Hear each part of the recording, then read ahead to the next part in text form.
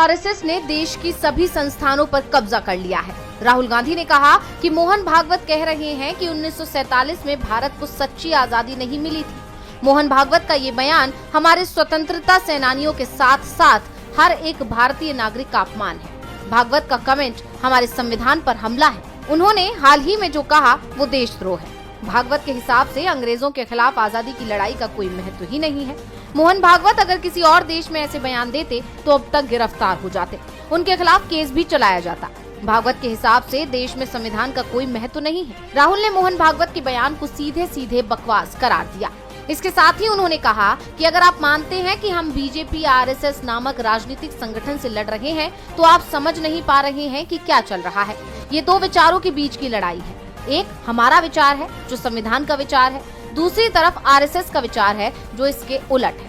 राहुल ने कहा कि आज सभी जांच एजेंसियों को सिर्फ यही काम दिया गया है कि कैसे विपक्षी नेताओं को घेरा जाए और उन्हें जेल भेजा जा सके। आज चुनाव आयोग को भी खुद को पाक साफ करने की जरूरत है।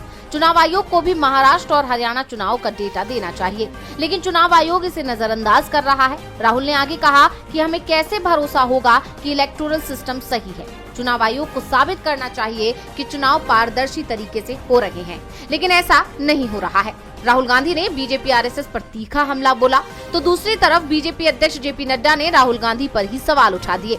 नड्डा ने कहा कि कांग्रेस के लोग भारत को बदनाम करना चाहते हैं। कांग्रेस का इतिहास उन सभी ताकतों को प्रोत्साहित करता है जो कमजोर।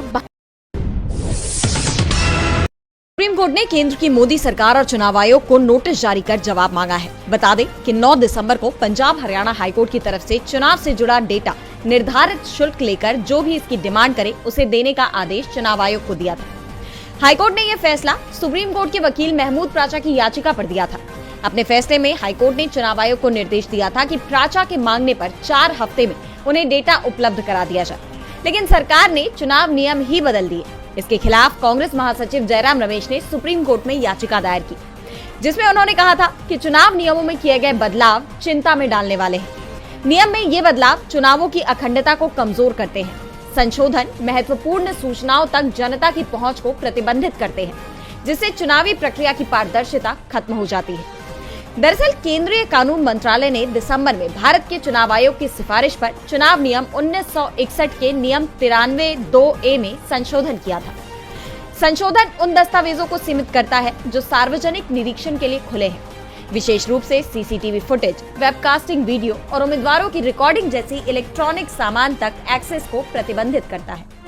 इस पर सुप्रीम कोर्ट में जयराम रमेश की तरफ से पेश हुए वरिष्ठ वकील अभिषेक मनु सिंघवी ने कहा कि नियमों में बदलाव के पीछे चुनाव आयोग और सरकार गोपनीयता का हवाला दे रहे हैं, लेकिन सीसीटीवी फुटेज से इस बात का पता नहीं चलता कि वोटर ने किसे वोट दिया है।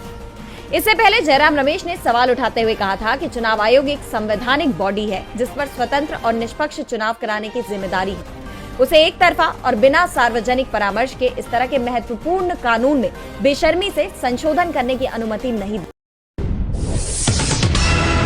यादव के बयान ने बिहार की सियासत में नई हलचल पैदा कर दी है। आरजेडी प्रमुख और बिहार के पूर्व सीएम लालू यादव के घर पर दही चूड़ा भोज का कार्यक्रम रखा गया था। इस मौके पर आरएलजेपी प्रमुख पशुपति पारस भी पहुंचे थे और इस कार्यक्रम में पारस के पहुंचने को लेकर जब लालू यादव से सवाल पूछा गया तो उनके जवाब ने बिहार की सियासत में नई चर्चा को हवा दे दी। लालू से पूछा गया कि क्या पशुपति पारस महागठबंधन में वापसी करेंगे, तो लालू का एक शब्द में जवाब था हाँ। इस बीच पशुपति पारस की ओर से भी दही चूड़ा भोज रखा गया और इसमें लालू यादव भी पहुंचे। यानी लालू की हाँ और पारस के कार्यक्रम में लालू के जाने को लेकर ये माना जा रहा है कि अब पशुपति पारस की महागठबंधन में शामिल होने की बात पूरी तरह से फाइनल हो गई है और अब बस औपचारिक ऐलान होना ही बाकी है। यानी बिहार और केंद्र की सियासत से बाहर हो चुके पशुपति पारस की पार्टी राष्ट्रीय लोजपा को नया ठिकाना मिलने वाला है, और वो भी तब जब इसी साल बिहार में विधानसभा का चुनाव होना है। बताते चले कि 2024 के लोकसभा चुनाव से पहले एनडीए में चिराग पासवान की पार्टी का कद बढ़ने के बाद उनके चाचा पशुपति कुमार पारस की पार्टी दरकिनार कर दी गई थी। लोकसभा चुनाव में एक भी सीट नहीं मिलने और गठबंधन में अपनी पार्टी की उपेक्षा को देख पशुपति कुमार पारस ने खुद को एनडीए से अलग कर लिया था और नई सियासी जमीन की तलाश में जुट गए थे। और अब लालू के बयान से ऐसा लग रहा है कि पशुपति पारस को नया ठिकाना मिल चुका है।